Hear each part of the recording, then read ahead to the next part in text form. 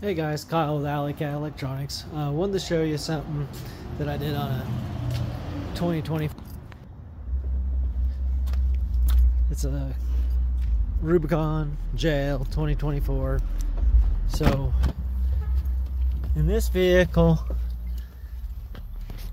I don't think there's a lot available for, screen replacement, radio replacement at this time, but the previous generation or a similar body style, the 2019 up, the Metra, JP 1014, or the other companies that make replacement pods for these will fit.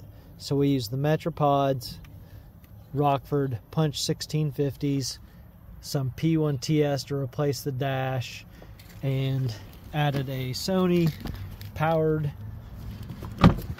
XS AW8 underneath this seat.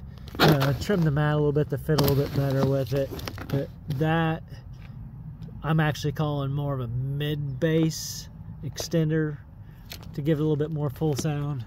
Sound bar, since there's not a lot of good options for something that's a big upgrade on the 4-inch up there, so I left the 4-inch up there, added a small amount of sound dampening material, and then the 2 3/4 that's up there replaced with a punch P1TS tweeter, since that'll carry some higher frequencies than that 2.75 will.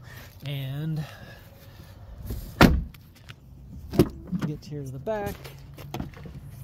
So if you look up application, there's not anything that really truly shows to fit for subwoofer in this vehicle.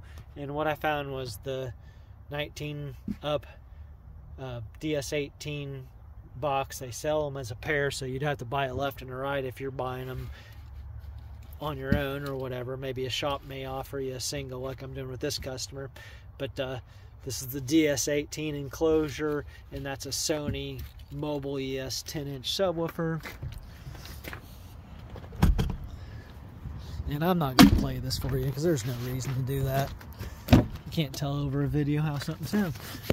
And to power, a little extra power, there's a Sony 4-channel XMGS4, and that clears everything underneath there. And what I have that doing is powering the mid bass and the dash, only the mid bass and the dash. That was full range from the outputs of the back, on the back of the speakers at that. So I'm also using that signal to power the subwoofer through the 4-channel, and then the XS AW8s just taking speaker level in from the original radio. So the 4-channel powers the front dash speakers and the subwoofer. That's not quite as much power as that subwoofer should have had, but for this application it fits. It doesn't take up any space, and that's where we left it. And it does make a drastic improvement with what I did, and I'll wait for customer feedback. This will be a second or third system I've done for them in Jeeps.